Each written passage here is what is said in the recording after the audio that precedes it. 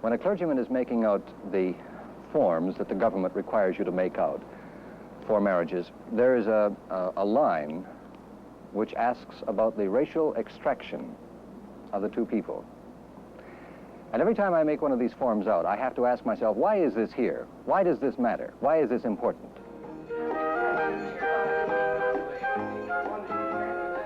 The survival of a marriage depends upon a great number of elements. Among them, the existence of a ground of support in which the marriage can take root and flourish. Some of this support will be supplied by relatives and friends. Cultural myths and prejudice often stand in the way of such support. There are still those who believe that the non-Caucasian is somehow inferior, but genetically there is no evidence for such a belief.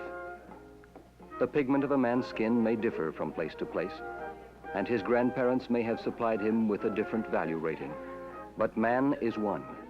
And the number of people who say they have no prejudice is almost overwhelming. My opinion is on interracial marriages that we are all,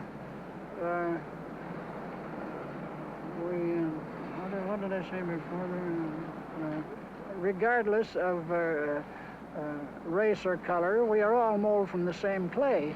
And I believe where the love is from the heart, that the interracial marriages, where there is love, I believe that it's I'm for it myself. Where there is love, I believe that it's I'm for it myself. I think that's up to the people who are concerned. They're in love, and that's up to them to decide whether they could complete their marriage happily. There is nothing to forbid such marriages. The geneticist is often asked about the throwback. Many of us subscribe to ideas or principles of equality.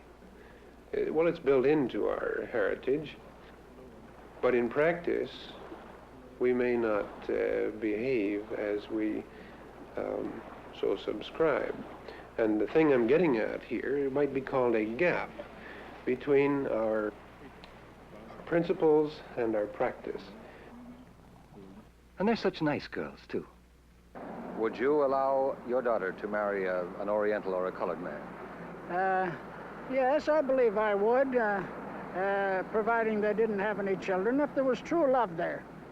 Yes, that providing there was no children. Yes, that providing there was no children.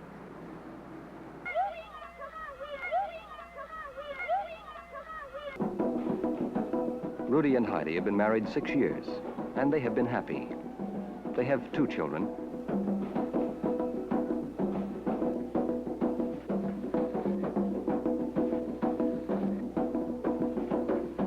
A lot of our feelings and attitudes depend on how we were brought up. What are the things we were taught to believe and feel?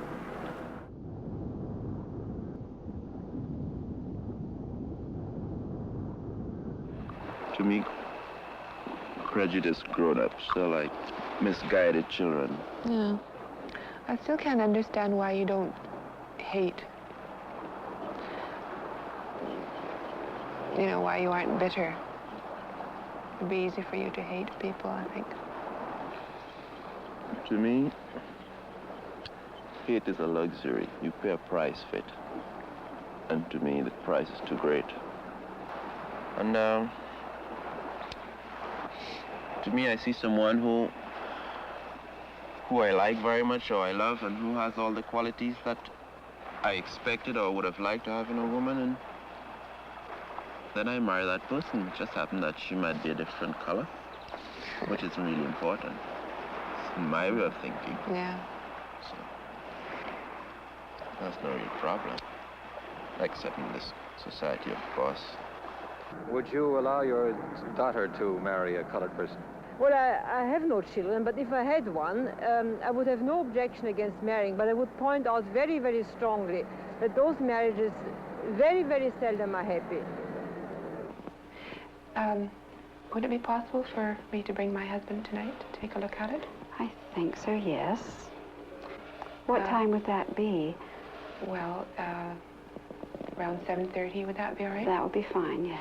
By the way, my husband is West Indian. Would you have any objection to that? Would you have any objection to that? Would you have any objection to that? No, certainly not.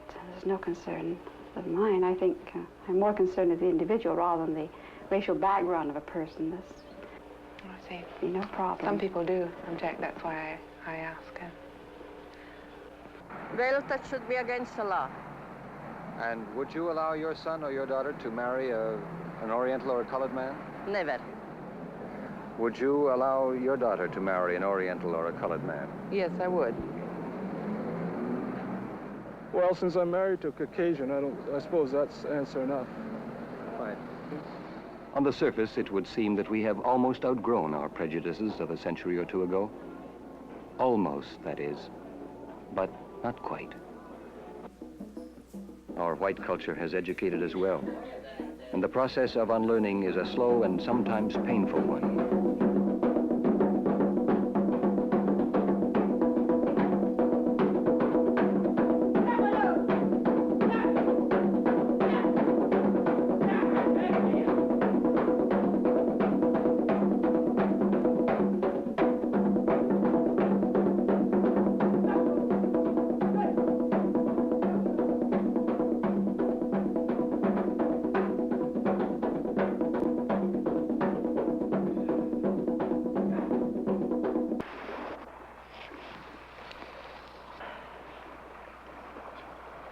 Something worrying you?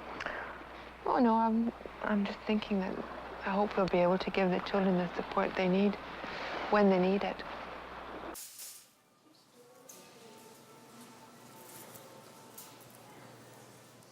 It's not just the fact that the children may have to face prejudice.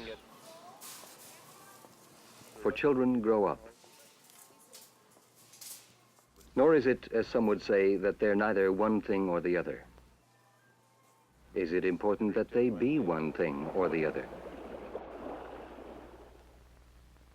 Everyone is mixed, and this is no real problem. I think when you come right to the root of it, it's hard to find anything other than the desire to seek respect for another person as an individual. And they shall be one flesh.